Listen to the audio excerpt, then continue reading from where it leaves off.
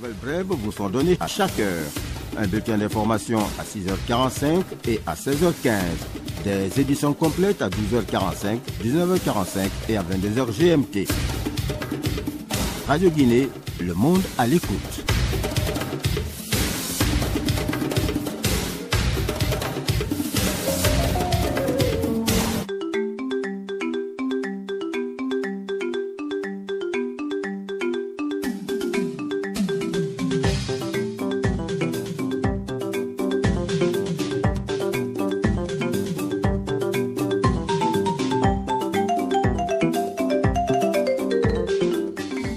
« 20h en temps universel. Bienvenue dans cette édition d'information. Tout d'abord, le sommaire. Expliquer au moment l'importance du suivi sanitaire des enfants, c'est l'objectif de l'ONG Mutuelle Santé. Elle a organisé samedi une campagne de sensibilisation des mères de famille dans la commune de Dixine, ici à Conakry. Tout manque dans la préfecture de Tougué, pas d'eau potable ni d'électricité, encore moins une station d'essence.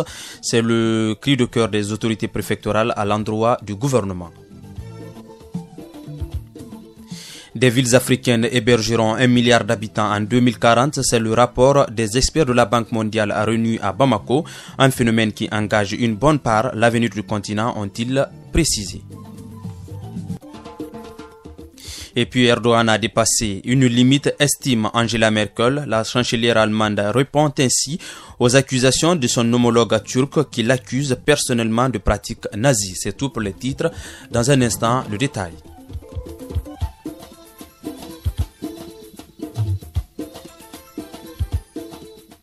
Au micro, Aboubakar Dimbatour, à la technique, Suleiman Fofana, bienvenue à tous. Une campagne de sensibilisation à l'intention des mères de famille a été organisée samedi à Dixine Terrasse, ici à Conakry. L'objectif a été d'expliquer aux mamans l'importance du suivi sanitaire des enfants. L'initiative est de l'ONG Mutuelle Santé avec un soutien financier du projet HC3. C'était devant la première dame de la République de Guinée. Mfali Condé, reportage. Rapprocher les populations des structures de santé pour leur offrir une bonne qualité de soins, c'est l'ambition qu'affiche le projet HC3 qui vient appuyer l'ONG La Mutuelle Santé, principale initiatrice de cette cérémonie. Le projet HC3, dont les activités reposent principalement sur la communication, ne fait pas le chemin tout seul. Soufiane Kaba est directeur pays de HC3 Guinée. HC3 Guinée est un projet de communication pour le changement des comportements dans le domaine de la santé maternelle, néonatale et infantile. Contractualisons avec plusieurs ONG locales à travers le pays. La première dame de la République, marraine de l'événement, a pour sa part invité les mères de famille à revenir vers les structures de santé car, dit-elle, il est inconcevable que nos enfants meurent des maladies qui sont pourtant faciles à prévenir. Khadja Guéné-Kondé. Il est inadmissible que nos mamans meurent en donnant la vie pour la simple raison que la grossesse n'a pas été suivie. J'invite nos futures mamans à aller en consultation prénatale, aller accoucher dans les structures sanitaires afin de bénéficier de l'assistance d'un agent qualifié. A précisé que HC3 a formé 1600 personnes qui prennent part aux campagnes de sensibilisation des populations pour la fréquentation régulière des hôpitaux. L'événement a été marqué par l'octroi des cadeaux aux femmes qui se sont fait distinguer dans les suivis sanitaires de leurs enfants. Merci Mfali Condé. Zoom aujourd'hui sur la préfecture de Tougué en Moyenne-Guinée. Tougué est à seulement 85 km de la baie et à 4 heures de route. Mais cette localité présente un visage peu reluisant. Selon le préfet, tout manque dans sa préfecture. Pas d'eau potable ni d'électricité, encore moins une station d'essence. Le préfet de Tougué tend la main à l'État pour changer la donne. Mohamed Touré l'a rencontré pour Radio Guinée. Suivez. Créée dans les années 1901, la préfecture de Tougué en Moyenne-Guinée est perchée sur les montagnes avec une vue panoramique impressionnante. Mais seulement, Tougué ressemble aujourd'hui à un gros village.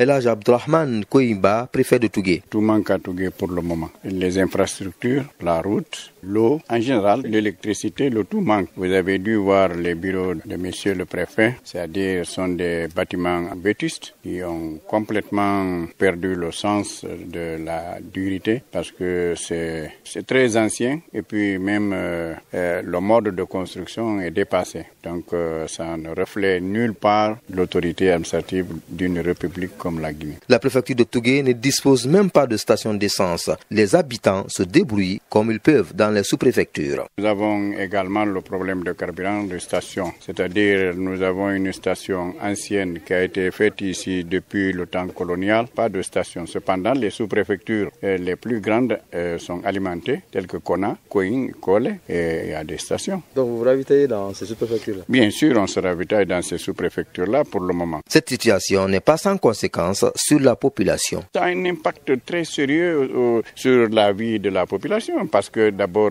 nous sommes une préfecture qui se ravitaille à partir de la baie et au Conakry. Donc quand on accède à ces routes-là, on est obligé de multiplier les frais de transport et qui paye les frais, ce sont les consommateurs. C'est ce qui fait que la vie de la population est extrêmement difficile. Aujourd'hui, le préfet de Tougué ne compte que sur l'État pour faire face à cette localité, du reste l'une des plus enclavées de Guinée. Tout est priorité. Quand Tougué est en manque de manque, c'est que tout est priorité. Il n'y a pas qui ne soit prioritaire. Étant donné que l'eau manque, l'électricité manque, la route manque, l'hébergement manque, les infrastructures de fonctionnement des travailleurs manquent. Donc qu'est-ce qui reste encore? Moi, mon souhait, c'est de demander au gouvernement guinéen de venir en aide.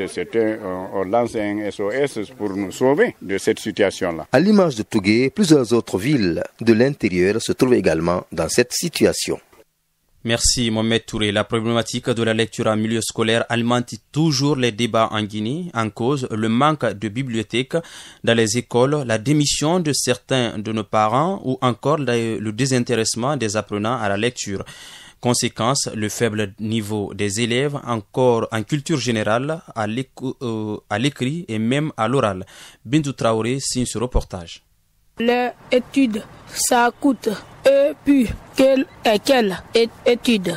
Ce son est celui d'un élève de la 8e année. Avec lui, on se rend compte que la lecture est en train de disparaître chez les élèves guinéens. Pourtant, la lecture devrait être une affaire de tous, car plus on lit, plus notre connaissance se renforce. Mais pourquoi certains élèves guinéens n'ont-ils pas le goût de la lecture? Mamadou Saliou Bari, étudiant d'une université de la place, situe les responsabilités. Les enfants partent à l'école et se contentent de ce qu'ils ont appris seulement en classe. À la maison, 20h arrive, l'enfant se met à regarder les séries. Et comment cette personne va apprendre quelque chose? Les parents sont prêts à acheter un téléphone à 900 000, à 1 million, à 2 millions, mais acheter un livre à 50 000 est impossible pour les élèves. À l'école aussi, il n'y a pas la rigueur. Si tu sais que tu vois aujourd'hui les étudiants guinéens qui ont fini d'étudier, incapables de formuler une phrase, c'est parce qu'il n'y a pas de lecture. Mais aussi, est-ce qu'il y a des endroits pour lire? Donc c'est la question qu'il faut se poser. Pour donc inverser cette tendance qui affecte négativement le niveau des apprenants, Idrissa Kamara, directeur national des lettres et de la lecture publique, propose des solutions. Il faut d'abord qu'il y ait un programme d'enseignement cohérent, absolu. Il faut que les parents s'y mettent. Faire promouvoir le livre à travers la radio. Il faut des bibliothèques de proximité. Toutes ces maisons des jeunes qui sont là, aucun rayon pour le livre. Quand il y a festival, on vient chanter du rap là-dedans.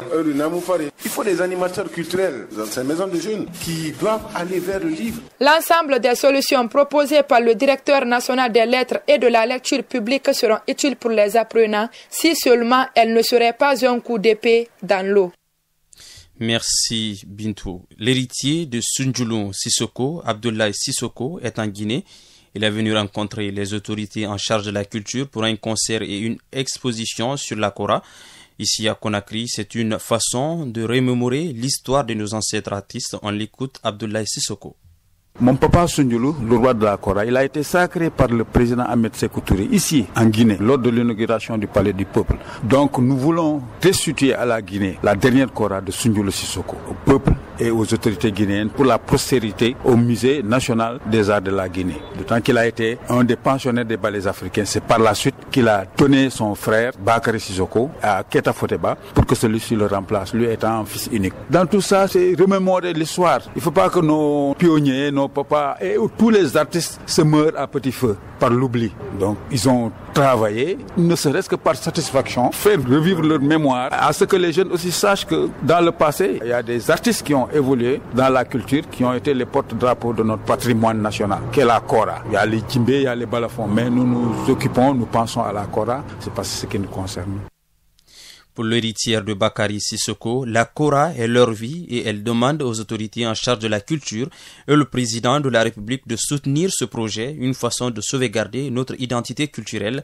On écoute Madame Bintou Sissoko au micro de Mamadou Batizo Bangoura du service technique extérieur de la Grande Radio.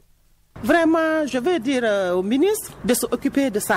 Faut pas qu'il nous oublie. Il n'a qu'à prendre ça en main. On compte sur lui. C'est ça qu'on nous on connaît. On ne connaît rien si c'est pas la Kora. Pour que les Guinéens prennent ça au sérieux et voir ce qui ça va se passer. Vraiment, je compte sur lui. Président de la République.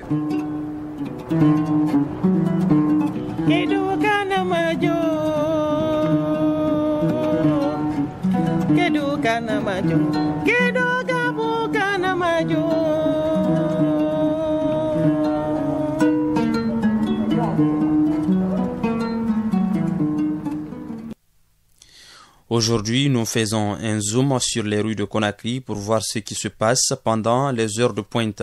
Des heures de pointe souvent caractérisées par des agissements inciviques de certains usagers de la route empêchant la libre circulation. Une occasion également pour les gilets de dépasser des citoyens de leurs biens. Notre reporter Adia Kamara nous amène dans les rues de Conakry dans ce grand format. Visiblement, la notion du civisme n'existe que de nom en Guinée. À Conakry, c'est dans une atmosphère d'incivilité que se font les différents mouvements des usagers sur les grands axes. Régulièrement, la police routière est débordée par le désordre consécutif à l'empressement, au stationnement et à la volonté de débordement des uns et des autres, avec pour seul objectif de se frayer un chemin. Dans ces circonstances, n'importe qui peut s'autoproclamer régulateur de la circulation à l'image de cet adolescent découvert en action au carrefour cimetière.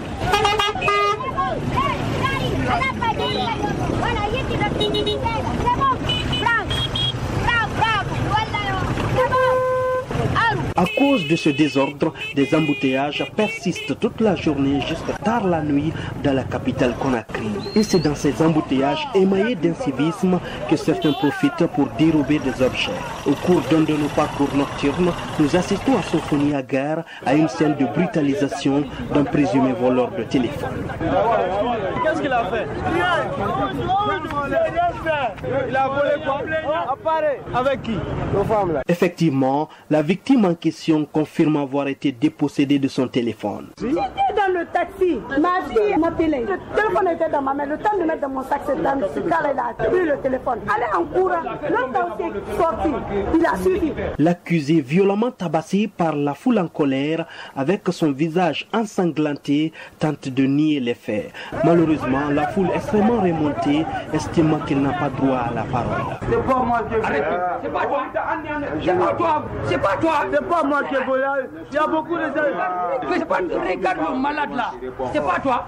C'est pas moi qui ai volé. À la main de qui on a pris le téléphone? Qui? À la main de qui? C'est bon. Dans cette situation, difficile voire impossible de situer les responsabilités. Il parvient néanmoins de donner un petit bout de sa version des faits. Pourquoi depuis? Il y a beaucoup de gens qui filent. Nous on parle de France, il va comprendre. Mais il va comprendre. Et là, Mouniati, bébé qui. Moubili n'a pas fait Mouniati, il va comprendre. C'est un mouton pour toi, Mouniati n'a pas comprendre. Il y a 180 000 avec moi, avec mon téléphone. Il a pris tout ça là.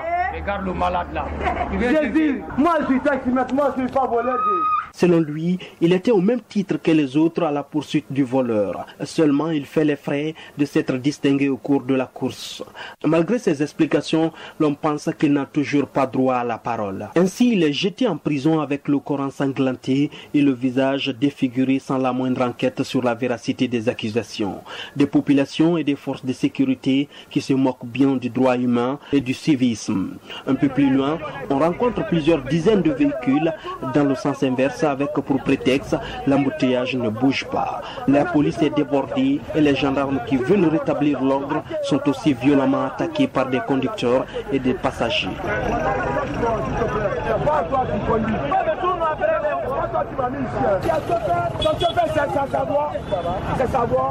Dans la circulation à Conakry, des affrontements sont fréquemment enregistrés entre conducteurs, usagers de la route et agents de la sécurité routière. La principale cause étant l'incivisme qui compromet dangereusement le respect de la loi et du code de la route, reste encore un défi pour les Guinéens.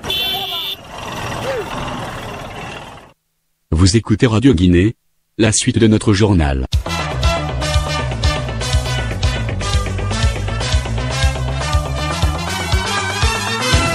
Sur le continent, l'urbanisation galopante en Afrique, c'est le thème d'une rencontre à Bamako. Ce phénomène se fait ressentir dans la capitale malienne qui connaît la croissance la plus rapide du continent avec 5,5% par an. Selon les experts de la Banque mondiale, une telle croissance n'a jamais été vue dans le monde.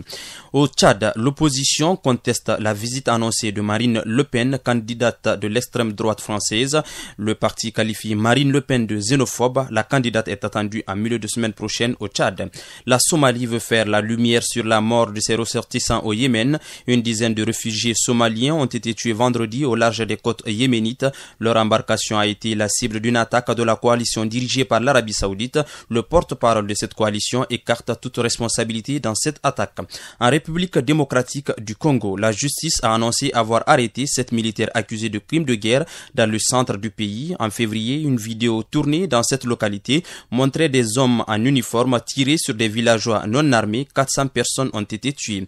Au Soudan du Sud, le gouvernement de Juba utilise plus de la moitié des revenus du pétrole pour s'équiper militairement. L'information est révélée par un rapport des Nations Unies. Les revenus du pétrole ne servent donc pas à aider les 100 000 personnes menacées par la famine, non plus à aider les plus de 3 millions de déplacés, mais à acheter des armes. Il sera donc question d'un nouveau embargo sur les armes au Soudan du Sud réclamé par plusieurs pays, mais le Conseil de sécurité de l'ONU n'a pas réussi à encore imposer cet embargo. La chef de la diplomatie allemande a déclaré avoir dit à son homologue turc d'avoir dépassé une limite en l'accusant de vestiges nazis. Le chef d'État turc s'était pris plus tôt dans la journée à la chancelière allemande en référence à l'interdiction de meetings électoraux en Allemagne, des meetings en faveur du oui au référendum turc du 16 avril sur l'extension de ses pouvoirs. En Irak, d'intenses combats se déroulaient aujourd'hui à Mossoul-Ouest. Les forces irakiennes y tentaient de briser les lignes de défense du groupe État islamique. Ces forces veulent reprendre la grande métropole du nord aux djihadistes. Mossoul est le dernier grand bastion de l'État islamique de l'EI en Irak. En France, la piste terroriste semble se confirmer à l'aéroport d'Orly. Selon le procureur de Paris, François Moulin, le Français abattu par les forces de sécurité à l'aéroport après avoir attaqué une patrouille militaire avait dit être prêt à tuer et être là pour mourir par Allah. Une enquête a été donc ouverte, notamment pour tentative d'assassinat sur des personnes dépositaires de l'autorité publique. Mesdames et messieurs, c'est la fin de cette édition d'information. Aboubakar Dembatouré vous l'a présenté. Suleiman Fofana a assuré la mise en onde. Réalisation Elage Mohamed Bassouma Tessema. Coordination rédactionnelle Amara Kamara Minata Sangare. Merci de votre attention. Bon suite au programme à Radio Guinée. Prochain rendez-vous à 22h.